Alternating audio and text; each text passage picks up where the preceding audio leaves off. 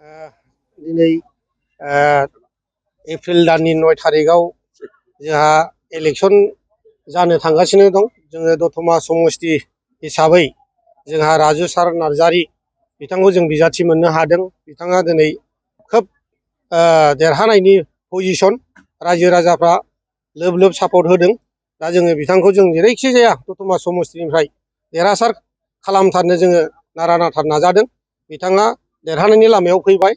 ओमफ्राय फंनैसो आङो जोंनि इउपिपिएल दोलोनिफ्राय नागारनानै थांनाय जोमै बिथाङा इउपिपिएल दोलोनिफ्राय बिपिएफ दोलोआव जयनिं जाहैबाय। बिथांखौ जयनिं जाहैनायाव जोङो गोसो खुसियै बिथांनि जयनिं जाहैनायाव जोङो हगार हरदों बिथांखौ। बिथाङा जोंनि इउपिपिएल दोलोनिफ्राय थांनायाव, जोमै थांनायाव जोंहा इउपिपिएल दोलो हिसाबै जेबो खहा जायाखै। बिथाङा थांखांनायनि उनाव दिनै जोंनि इउपिपिएलनि दैदेनगिरि, जोंनि केन्डिडेट राजु सार नार्जारीखौबो बिथाङा बखिदों। एनजिअ बादि सालायदों होनना बुंदों बिथाङा। आरो दिनै आंखौ पार्सनेल हिसाबै बिथाङा एटाक खालामदों। खावसि बाजाराव मैया बिथाङा बुंदों आंखौ जे आंजों बे ओनसोलनि रायजो राजाफ्रा दैदेनजागोन नामा। बिथाङा गावनि पार्सनेल बेक्ति हिसाबैल' खामानि मावो, रायजो राजाखौ नाया, रायजो राजानि जेबो साना। बिथाङा दिनै आंखौ बेबायदि एटाक खालामदों। आङो दिनै बिथांखौ आं बुंनो गोसो गैयामोन जे रायजो राजाया आङो पार्सनेल हिसाबै आङो धोन सम्पति खामायदों ना खामायाखै रायजो राजा बेखौ मिन्थियो।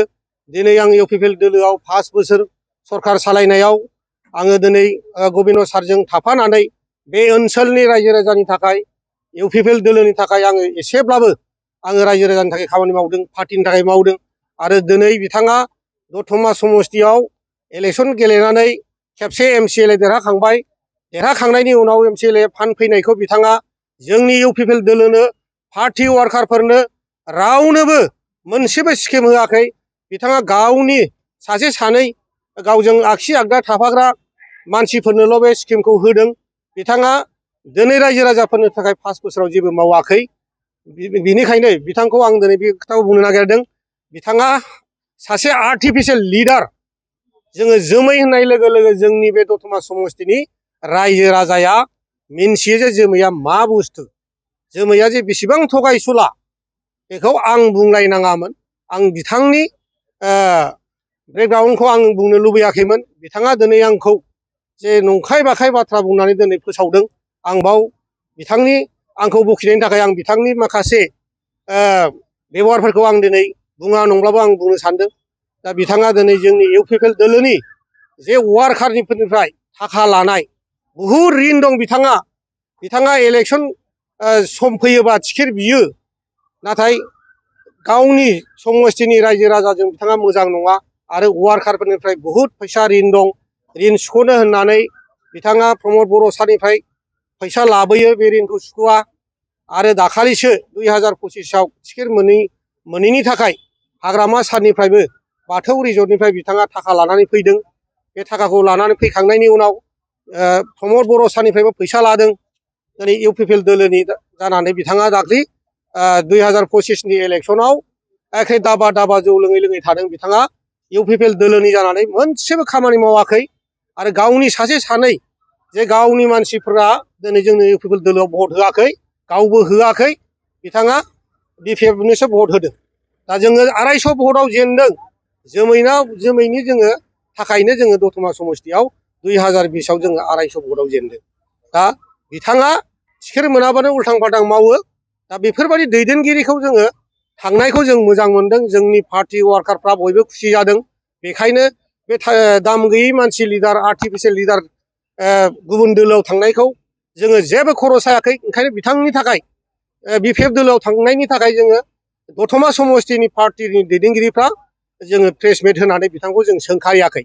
दिनै आंबो सोंखारिनो लुबैयाखैमोन, आंबो खुसि जादों। बिथां थांनायाव आं बिराद गोजोननाय मोनदों।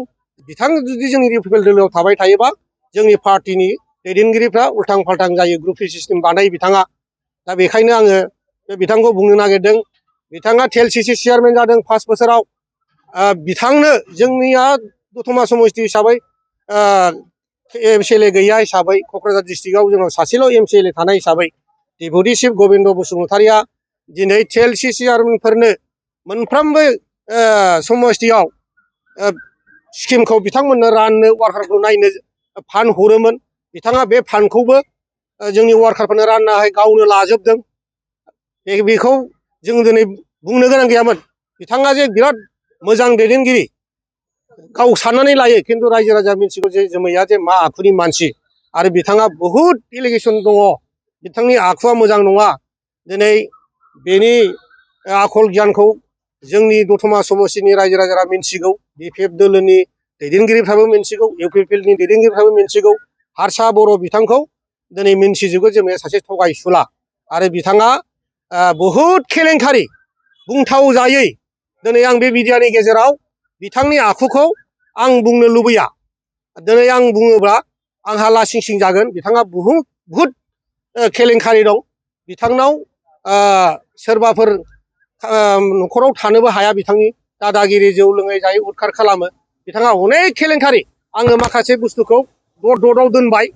दा बिथाङा बहुद केलेंकारि। दिनै बे बिथाङा दिनै BPF आव थांनानैबो गोबाव सम जे BPF आव थागोन बेखौ रायजो राजाफ्रा सानसे समाव नुगोन। बिथाङा हरैहायबो टिकेट बिहैगोन। टिकेट मोननानै जुदि टिकेट बिनानै मोनाब्ला बिथाङा UPPL थिं गिदिंबोगोन। बे रोखा। आं बेखिनि बुंनानै फोजोबबाय।